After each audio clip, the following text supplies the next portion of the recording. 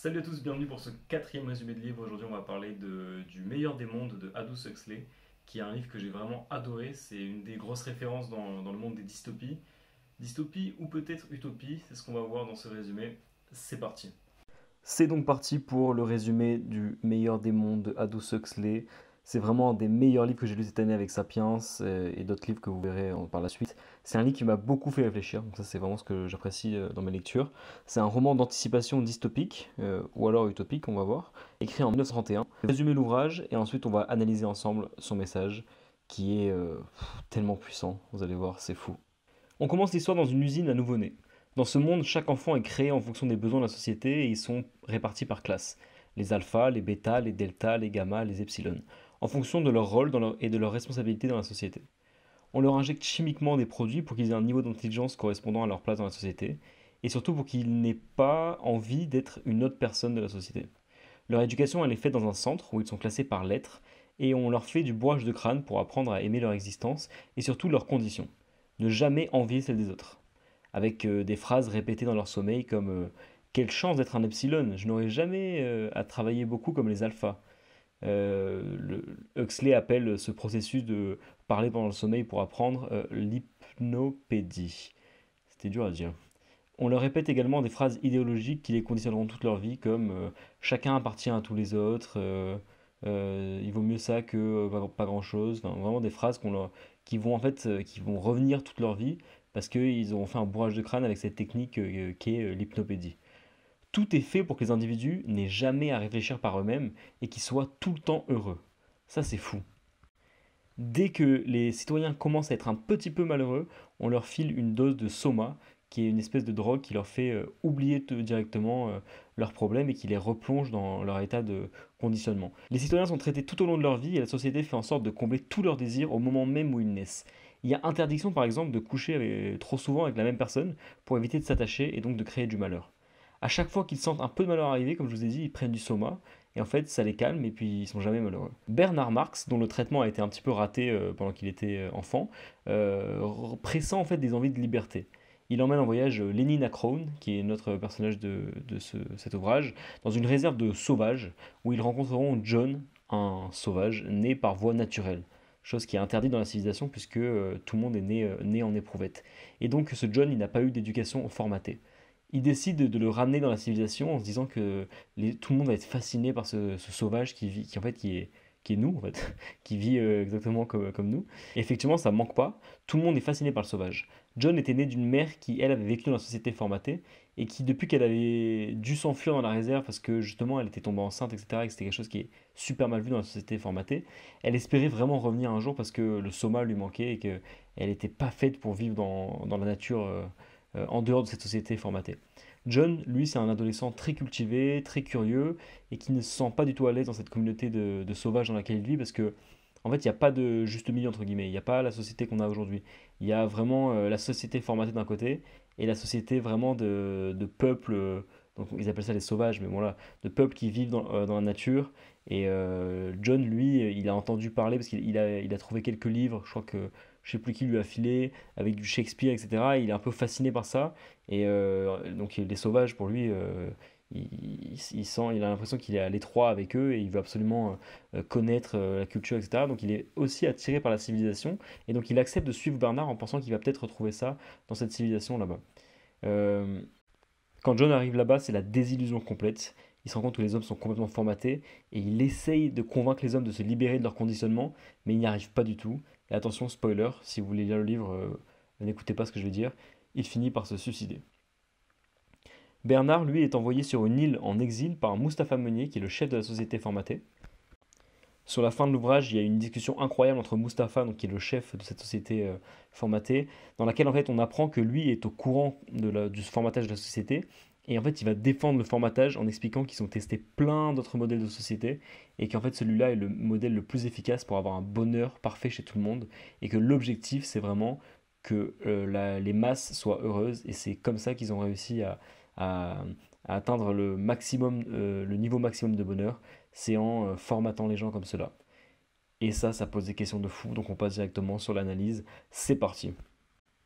Pour commencer l'analyse, tout d'abord, on voit que À la première lecture, cet ouvrage de Aldous Huxley, c'est une critique.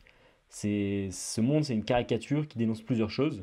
Ça dénonce l'eugénisme et la science. Il écrit donc ce livre en 1931, donc à ce moment-là, il pressent déjà un peu le nazisme arrivé. Et aujourd'hui, tout ce qui est modification génétique, c'est pareil, c'est quelque chose qui se ramène à l'eugénisme, hein. Même si on n'en parle pas trop parce qu'on n'a pas envie d'être associé à ces trucs-là de nazisme et compagnie. Il y a un eugénisme qui est en train de revenir un peu à la mode avec tout ce qui est modification génétique aujourd'hui. Et ce monde-là, c'est un peu une caricature qui critique ça, qui critique l'eugénisme et en fait les excès de la science. Deuxième chose que ça critique les sociétés liberticides. Ça critique le communisme avec cette volonté d'égalité parfaite et une société qui observe la vie de chaque individu. On le voit avec le fait que les personnages s'appellent Lénina, Marx, ce genre de prénoms. Ça dénonce également le Fordisme, qui est le fait de s'inquiéter de la rentabilité économique de chaque personne. C'est le système dans lequel on est aujourd'hui avec le capitalisme. Le Fordisme, c'est que un des penchants du capitalisme. Et le consumérisme, donc on est en plein dedans aussi aujourd'hui, on consomme sans réfléchir, chaque personne est un produit, et ça c'est également quelque chose qui est très caricaturé et critiqué dans cet ouvrage du meilleur des mondes. Enfin, ça critique également l'absence de réflexion, donc le formatage des idées qui tue la culture, qui tue la créativité. On voit que John et puis même Bernard Marx veulent réfléchir, veulent sortir des cases, etc. Et qu'en fait les gens sont tellement formatés qu'ils ne réfléchissent pas du tout. Et qu'en fait il n'y a plus de créativité et que la culture n'existe pas. Ils vont au cinéma, je crois que c'est des ciné 100 ans ou je sais plus ce que c'est, un truc avec des odeurs, et puis vraiment en fait tout est fait pour créer des émotions, mais sans aucune réflexion. Et vraiment, cette société-là, elle bride la réflexion parce que la réflexion est source de malheur, d'après Mustapha Meunier, qui est le chef de cette société qui l'a organisée comme ceci. Donc au premier abord, comme je viens de vous dire, c'est une véritable critique de toutes ces choses que je viens d'évoquer. Mais il y a quand même du positif. Et ça, c'est assez perturbant parce que cette société-là, effectivement, on voit que c'est une critique, mais comme le défend très bien Mustapha Meunier, il y a du positif dans ce truc-là. Alors déjà, première chose, c'est que c'est le meilleur système de société puisque personne n'est malheureux. Ça, c'est l'argument de Mustapha Meunier à la fin. Et le but de notre société aujourd'hui, c'est la liberté et l'accès au bonheur. Bah, peut-être qu'en fait, les deux sont inconciliables. C'est ce que nous dit ce livre, parce que ce livre nous dit, si vous êtes libre de penser, si vous êtes libre de faire tout ce que vous voulez, de faire toutes vos actions, bah, en fait, vous n'allez pas naturellement vers le bonheur, et vous allez au contraire vous perdre dans des conneries, et c'est pas comme ça que vous allez pouvoir être heureux. Donc le bonheur, l'accès au bonheur et la liberté, qui sont les deux choses qu'on vise dans la société aujourd'hui au XXIe siècle, bah, peut-être qu'ils sont inconciliables, et c'est ce que montre le livre, puisque quand on enlève la liberté, l'accès au bonheur est beaucoup plus simple dans cette société-là. Deuxième chose, les gens ont choisi ce modèle. Le meilleur des mondes, c'est pas une dictature, c'est le fruit de la volonté du peuple. C'est une volonté de confort poussée à l'extrême, et ça c'est fou. Ça pose une vraie réflexion sur notre rapport au confort. Il n'y a pas de tyran à combattre dans le meilleur des mondes, mais seulement en fait nos pulsions et notre envie de confort. Et c'est fou parce que vraiment en fait c'est juste le peuple a décidé ça, c'est pas une dictature, donc on peut même pas en fait en vouloir à Mustapha Meunier, c'est pas un méchant dans le livre. C'est vraiment il administre ça parce qu'il a le recul pour le faire, mais c'est vraiment le peuple qui a fait émaner ce système-là de par son envie de confort et son refus des difficultés, des obstacles du quotidien. Troisièmement, il y a une possibilité pour les gens qui s'en libèrent d'aller sur une île de leur choix. Ça, c'est sur du livre, avec Bernard Marx notamment, et l'autre personnage, je ne me rappelle plus son nom. Mais ce qui est fou, c'est que, encore une fois, il n'y a pas de méchants dans ce livre-là, parce que les déviants, donc ceux qui arrivent finalement à penser par eux-mêmes, qui échappent un peu au conditionnement, on pourrait se dire, ah, ils vont être tués, ils vont être jetés en pâture parce qu'ils ont osé sortir de la matrice, quoi.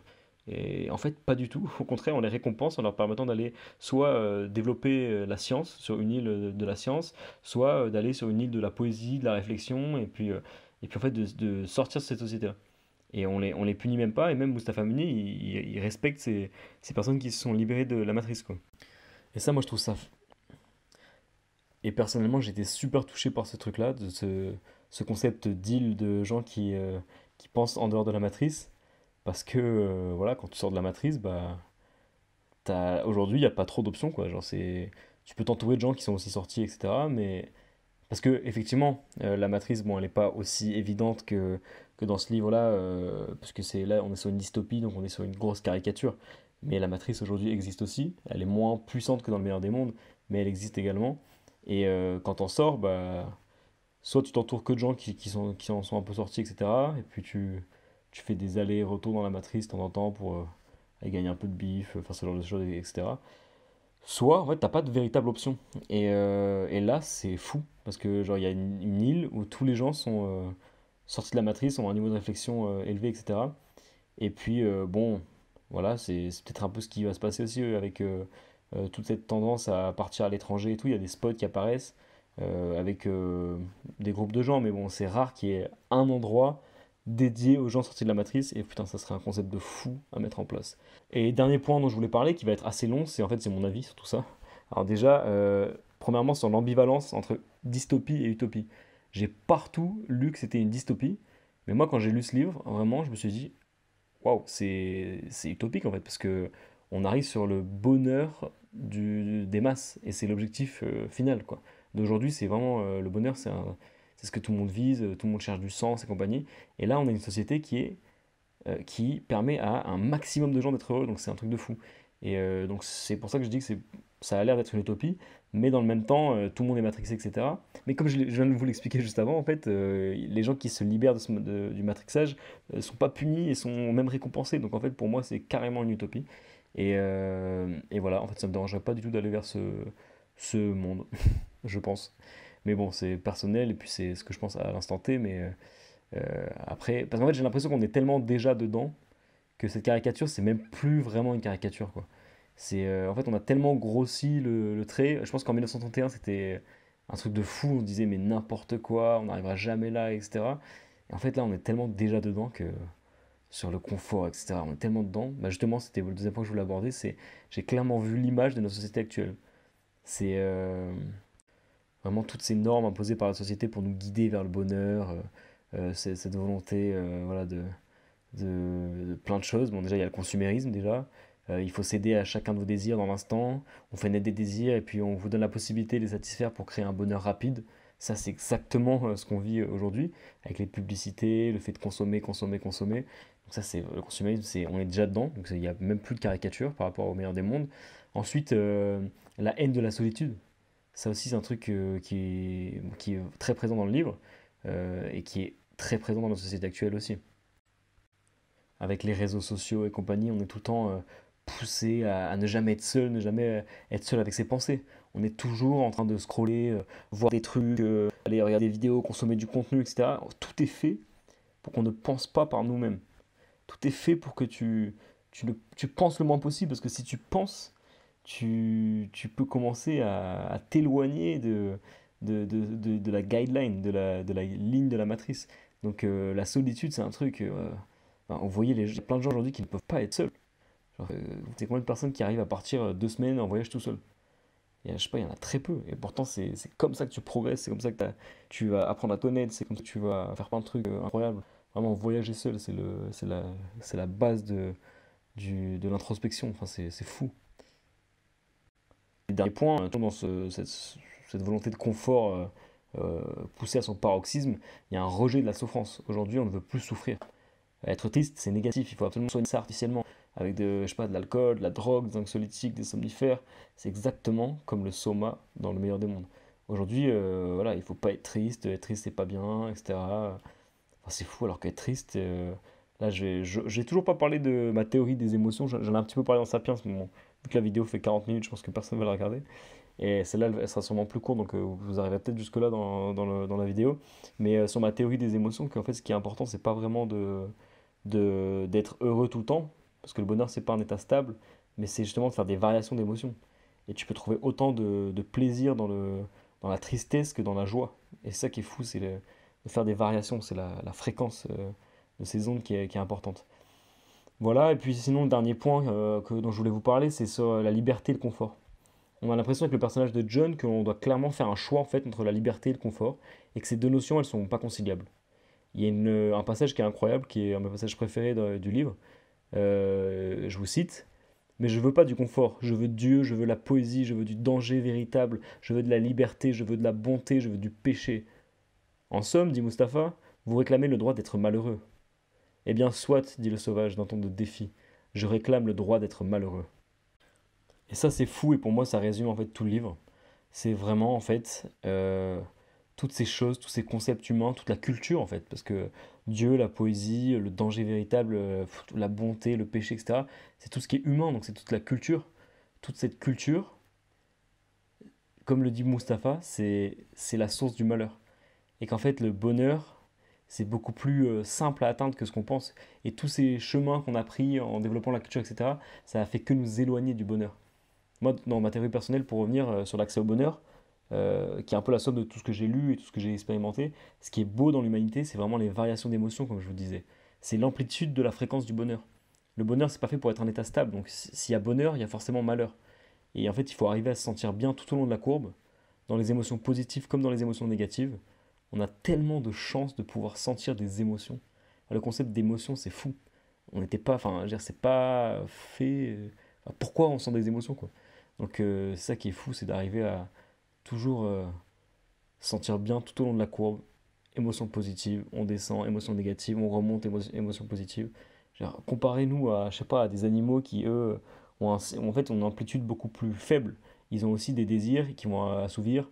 Ils ont envie de manger, ils vont chasser, ils vont manger, ils vont, paf, ils vont être contents. Donc il y a des petits trucs de bonheur, etc. Ils ont des petites, ils ont des émotions aussi chimiques, mais tellement moins que nous, parce que nous, on a quand même dramatisé la chose, et puis on a cette chance de pouvoir apprendre et de pouvoir progresser. Mais bon, voilà, donc en gros, ce rapport entre la liberté et le confort est très intéressant dans le meilleur des mondes. Bon, en tout cas, c'est un livre que j'ai kiffé de ouf, que j'ai trouvé super puissant. C'était parfait de le lire après Sapiens, parce que Sapiens, ça m'a ouvert des portes, et puis derrière, justement, là, je suis reparti avec le meilleur des mondes sur ce thème-là du bonheur que j'aime bien. Et puis voilà, j'ai appris plein de choses et puis ça m'a fait avancer dans ma réflexion. Donc c'était un super livre que je recommande à tous. Merci beaucoup de m'avoir écouté. N'hésitez pas à mettre un petit like et envoyer la vidéo à quelqu'un qui pourrait être intéressé par le livre. N'hésitez pas à lire le livre, à me dire ce que vous en avez pensé dans les commentaires. Et puis on se capte bientôt pour un prochain résumé de livre. Ciao ciao!